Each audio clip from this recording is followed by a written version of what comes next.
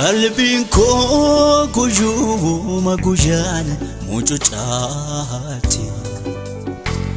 Foon koos didee na harkifata. Garuu jaalalli kee namoota. Oolmaan kee innati naaf oolte. Natti mul'ata akka Daawiti dura koo dhaabatee. Oolmaan kee innati naaf oolte. Natti mul'ata akka Daawiti dura koo dhaabatee. Yoomna irraa fagaate dhiifamni kee. Yoomna irraa fagaate gargaarsi kee. Yoomna irraa fagaate gaarummaan kee. Na marsee oola guyyaa guutuu narraa fagaatu. Na marsee oola guyyaa guutuu narraa fagaatu.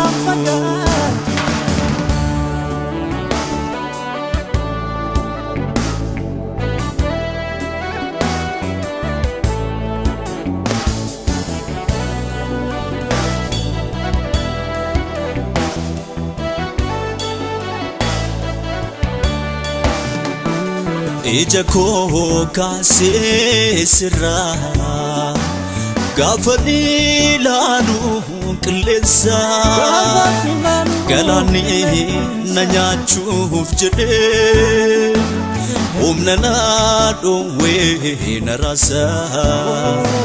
Ati garuu dhaabattee natti hin kolfine. Hiixattee na qabdee harka koo. Galaanicha kan deemuuf naaf jabeessitee mogolee koo. Ati garuu dhaabattee natti hin kolfine. Hiixattee na qabdee harka koo. Galaanicha kan deemuuf naaf jabeessitee riphuu koo.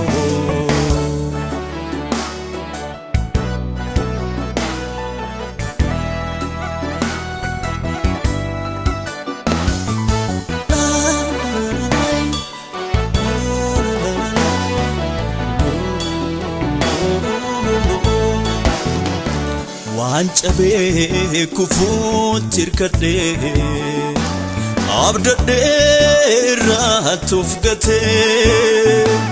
Silaa yoonan jiru ani otoo ati naaf qaqqabu baattee. Situ hirkoo kooti amanaa koo. Iddoo aara galfii boqonnaa. Jilba koo yoo qormaan ni raasu. Situ naaf ta'a jabina. Situ hirkoo kooti amanaa koo. Iddoo aara galfii boqonnaa. Jilba koo yoo qormaan ni raasu. Situ naaf ta'a jabina. Yoomna irraa fagaate dhiifamni kee. Yoomna irraa fagaate gargaarsi kee. Yoomna irraa fagaate gaarummaan kee. Na marsee oola guyyaa guutuu narraa fagaatu. Na marsee oola guyyaa guutuu narraa fagaatu.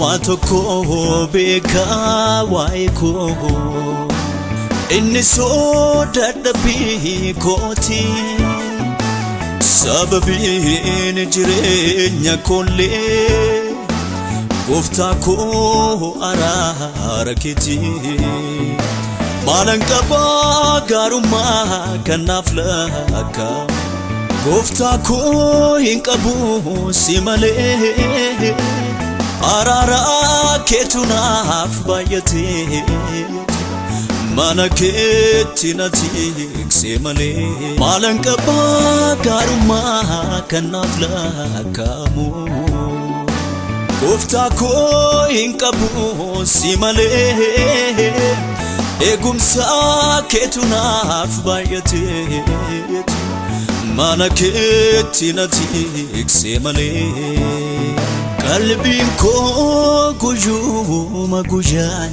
mucucaati foon koos didee na harkifata garuu jaalalli kee namoota oolmaan kee innati naaf ooltu natti mul'ata akka Daawiti dura koo dhaabate oolmaan kee innati naaf oolte natti mul'ata akka Daawiti dura koo dhaabate